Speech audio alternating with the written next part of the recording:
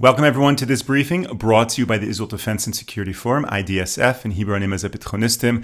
IDSF is the leading Israeli organization advocating for strong national security to defend Israel. How do we advocate for strong national security? We support the Israeli troops on the ground fighting this war. We push for policy in government that will allow Israel to have a decisive victory, and we represent Israel in the international media, telling the truth, making sure that Israel has what it needs to defend itself by itself, making sure that the West understands that this war in Israel is not just about Israel, but it is about defending and fighting for the entire free world. And you can do that too. These briefings allow us to tell the story of Israel and what we are doing here, and allows us to tell the truth. And we need you to help share the word, share the truth about what is happening in Israel. If you can take these briefings and share them with your friends, with your family, post them to social media, like them and share them on YouTube or wherever else you have seen them, it really allows us together to advocate for Israel. My guest today is a man who has spent a lifetime fighting for Israel, but really fighting for the entire West. Yigal Carmon is the founder of Memory.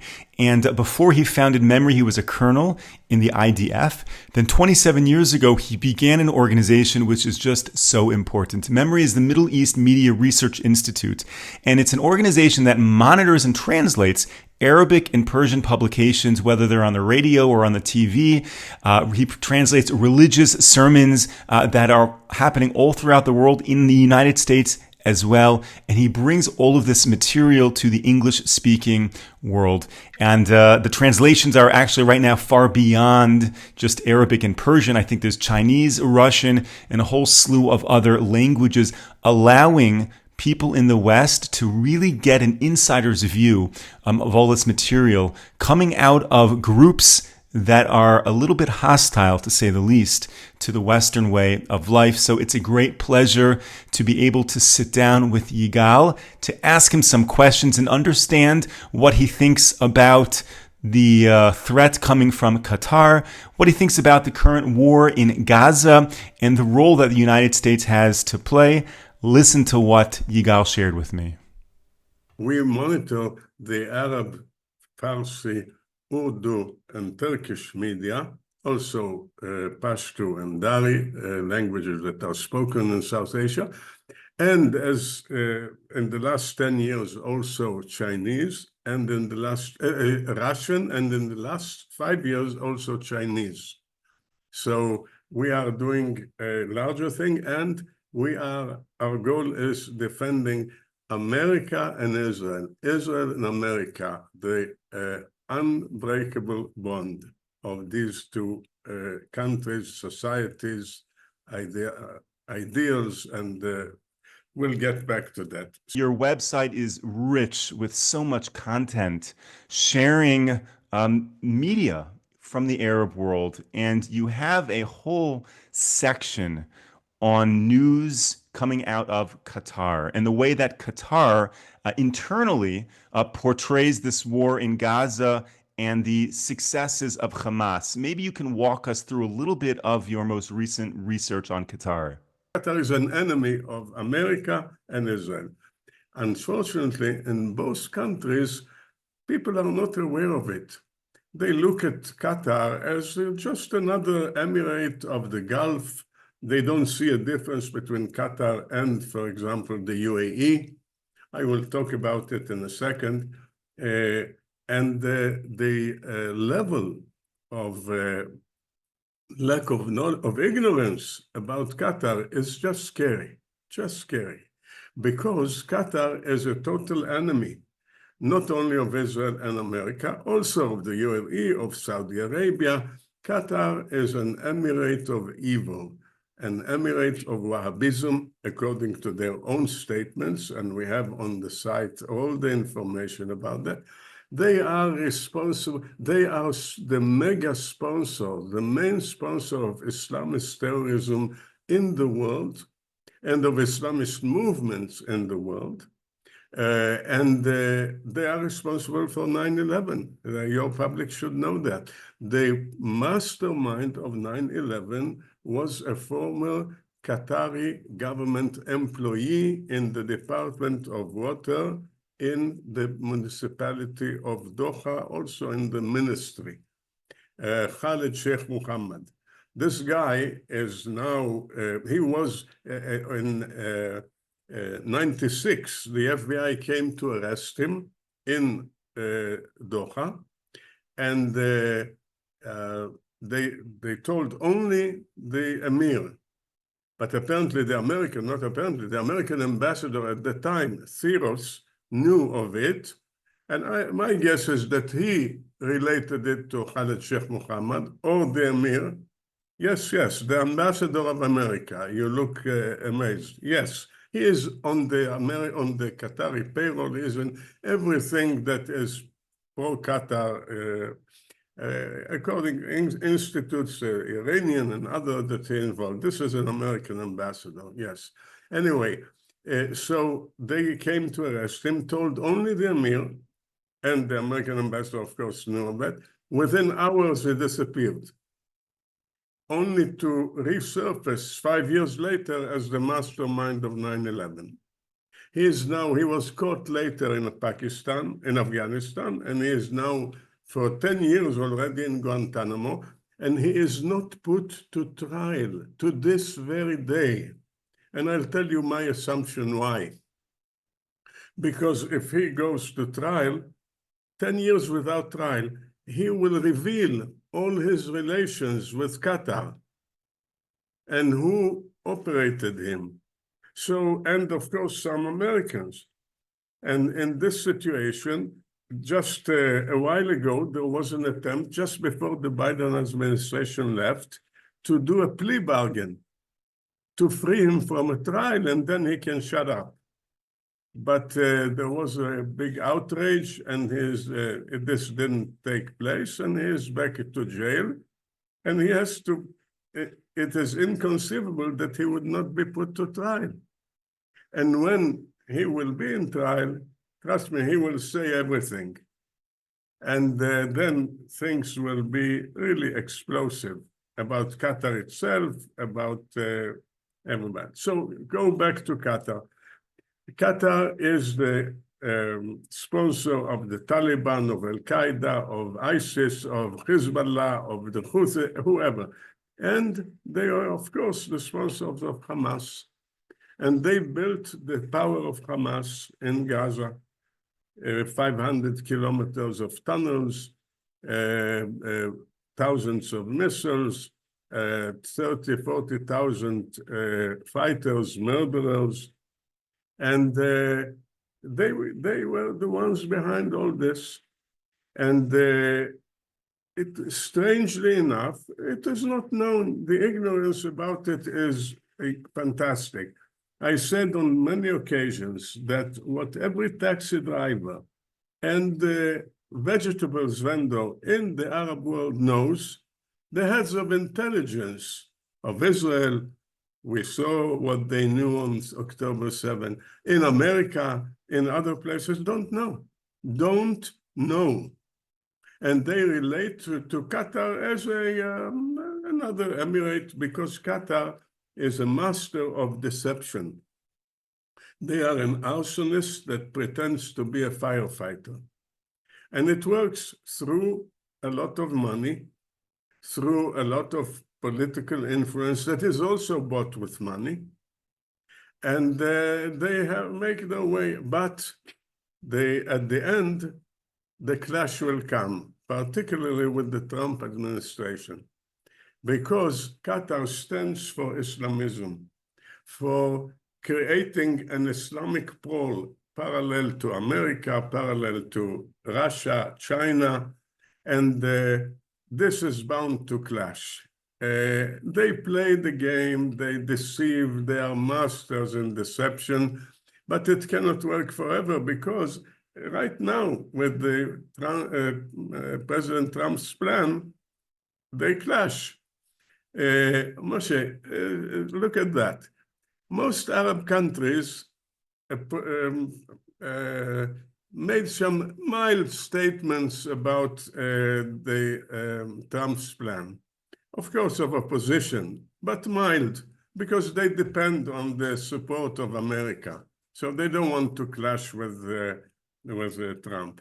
But Qatar, who is the sponsor of Hamas, didn't say any official word. What are they trying to do? To sweep it off the face of to the garbage through deception. And they don't want to say anything, not to anger him. They don't know what to do, how to sweep it out, because there is a question of the rehabilitation of Gaza, and they cannot go beyond tents and caravans. They plan to bring it back to what it was. And so for now, since they don't know what to do, all the Arab states postponed the meeting that was planned to the 27th because they don't know what to do. They don't dare to confront Trump. And Qatar, who also doesn't know with which deception plan can they come now, the Emir goes to Iran to try to mediate between Iran and America. Maybe he will win some favor with Trump on that line. But they are now in total disarray. They don't dare to convene. They don't dare to express real opposition. Anyway, they never cared for the Palestinians that much that they would go for them to clash with Trump. But they are in a total confusion. What to do now? Now, if you allow me, I will say something about Trump's plan, because it's important. Wait, before you get to that, can I just ask a follow-up question on Qatar? Yes. The U.S. has had an active military base in Qatar since the end of the Gulf War. And therefore, the U.S.-Qatar relationship is now pushing, 35 years. And there have been bumps along the way in terms of Qatar's relationship, its balance with terrorism, with Iran. And that's weathered the storm. The relationship continues. So what is the breaking point? Meaning you're suggesting that, President Trump is a disruptor and it could push back on Qatar. But bottom line, over 35 years, there have been bumps along the road. And even after 9/11, the relationship maintains. So what really needs to happen in order for the West to wake up, for the U.S. to understand the true nature of Qatar? So, number one, a word about the base. It's a part of CENTCOM. CENTCOM is in Alabama, I believe, but there is a part in a front headquarters in Qatar. This base is presented by most influencers of Qatar as a favor that Qatar does to America. The truth is exactly the opposite. This base is a favor that America does to Qatar. Without the existence of this base in Qatar, Qatar will be wiped off within a week by its neighbors who tried already to do it in 2017. They are scared to death of America moving away from them. They gave the base as a present to America. They established a whole city for the families of like 14,000 soldiers. The Qatari army is nothing. It's the Americans who protect them. They now are going to develop it further.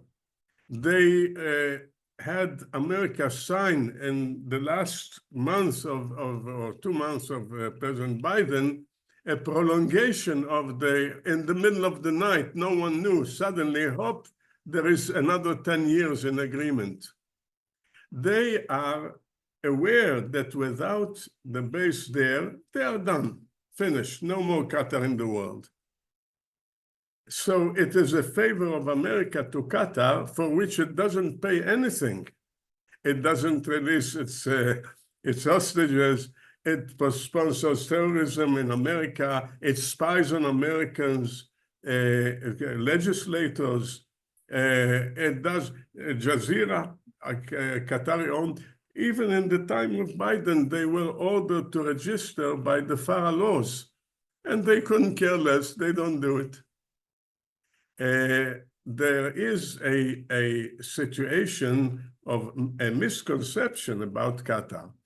To counter this misconception, we began with the Qatar Monitor, where in the beginning, we put out a whole description in 3 parts of Qatar and why it is not known to people and what it is, and a lot of information. And then we began a weekly of information about them. And now we are at number 7, where we show all the lies and deceptions and the mal-activities of Qatar against America, against the West, in an attempt to make it. Now you ask about the breaking point. I think that, first of all, it could happen in 2017 had not Jared Kushner saved them from the Saudi, Emirati, Bahraini, Egyptian boycott and siege that they laid on Qatar because of its relations with Iran, alliance with Iran, and because of the terrorism it sponsors in their countries, the Muslim Brotherhood and other activities of terror. So now it should be a breaking point that damages the interest of Jared Kushner and the interest of others in the administration. And for President Trump, when it damages his plans, and now we are in front of such a turning point. Qatar wants to rehabilitate Gaza, and Trump says, no, there is another solution. They can go to a better place. Now, let me say something about it. The real solution should be not transfer, but resettling them there. But this is impossible because resettling them there with no new principles of their living there is impossible. They say, we will continue, we will continue, we will continue. And one of their leaders put it as follows, Razi Hamad, there will be another October, a million October. So this natural solution cannot happen because what does it mean? That they will attack us again. I don't think Israelis cannot accept it, but also President Trump will not accept it. And that's why he came up with this plan. Now, about the plan. President Trump brought everybody back to 48. The moment of 48 was the following. Actually, let's go back 2-3 years earlier. After World War II, Europe was flushed with millions and millions of refugees from countries moving, amongst them our Jewish people, refugees that were saved from the Holocaust, whoever was saved. And the UN and other international organizations tried to help. And I'll tell you in what way. Then in 48, there were more refugees in the world. The Palestinians who tried to destroy the nascent state of Israel and became refugees. And later, there were refugees from Yugoslavia that was dismantled. And then from Cyprus, which was attacked and part of North Cyprus conquered by the hero of Palestinian rights, the Islamist Erdogan. With regard to all refugees in the world, the UN had one answer: rehabilitation in the places where they are, the new places. Only with the Palestinians, the principle was different. They have to return. They were given the permission to go under the banner of return. This is the UN, not only the Palestinian who demanded, the UN, regardless of the fact that there is a state of Israel. Israel can go to hell. The UN says return. And of course, Israel didn't care about this. But this is when we ask ourselves, how come UNRWA educated for return? With regard to the Palestinians, a separate, different UN agency was created to deal with them, not like all other refugees in the world. They had their own unique US agency, UNRWA, under the banner of return. So when we find them part of the Hamas murderers, when we find their education to murder Israelis, to destroy Israel, this is the UN. This is what the UN gave them, the banner of return. Them and only them. No other refugees in the world were granted this right. So in this situation, the possibility of what is the new place for them, Gaza. But even that is impossible because they say, and we will come back and back and back. So the plan that President Trump suggested is very problematic. Morally, is very problematic to do it. And I think is also not necessary. Since they don't change their mind, they will have no rehabilitation beyond tents and caravans. That's it. What needs to be guaranteed is that those who want to leave of their free will be able to leave. That's all. We are not going to put them on I don't know what and take them out by force. No, whoever wants to remain in a tent, in a caravan for the rest of their life and their children, that's there. They are enforcing plan because they don't give up on October.